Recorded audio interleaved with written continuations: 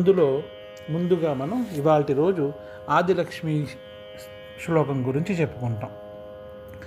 ఓం సుమనస వందిత సుందరి మాధవి చంద్ర సహోదరి హేమమయే మునిగణ వందిత మోక్షప్రదాయిని మంజుల భాషిని వేదనుతే పంకజవాసిని దేవ సుపూజిత సద్గుణ వర్షిణి శాంతియుతే జయ జయ హే మధుసూదన కామిని ఆదిలక్ష్మి సదా పాలయమాం అని ఈ శ్లోకం.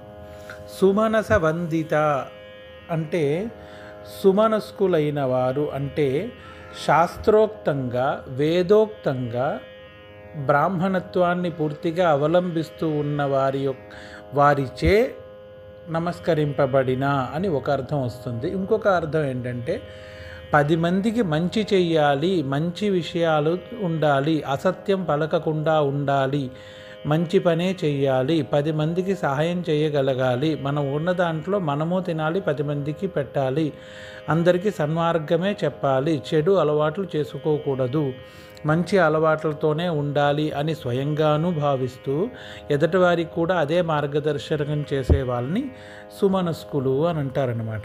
అటువంటి సుందరమైన సుమనస్కులచే పూజింపబడే అమ్మవారు. ఈ సద్మనస్థితి ఉన్నవారే మోక్షప్రాప్తి అని కోరుకుంటూ ఉంటారు. మనం ప్రాపంచిక విషయంలో చాలా చోట్ల ఏదైతే ఉంది, ఎలాగో నాలుగు మంచి పనులు చేసి కొంత అనుష్ఠానము జపము చేసుకుని పురాణ కథలు కాలక్షేపం చేసుకుంటూ ఆఖరికి మోక్షం వస్తే చాలు అని ప్రార్థించే వాళ్ళు ఉంటారనమాట.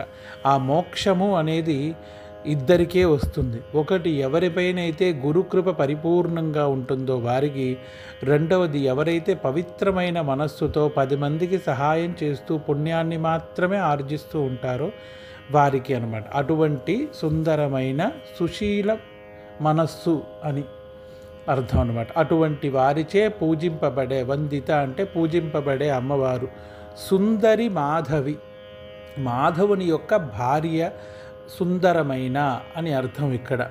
అలాగే చంద్ర సహోదరి, చంద్రుడి క్షీరసాగరంలో చంద్రుడితో సహా ఉద్భవించింది కాబట్టి చంద్ర సహోదరి అని అంటారనమాట.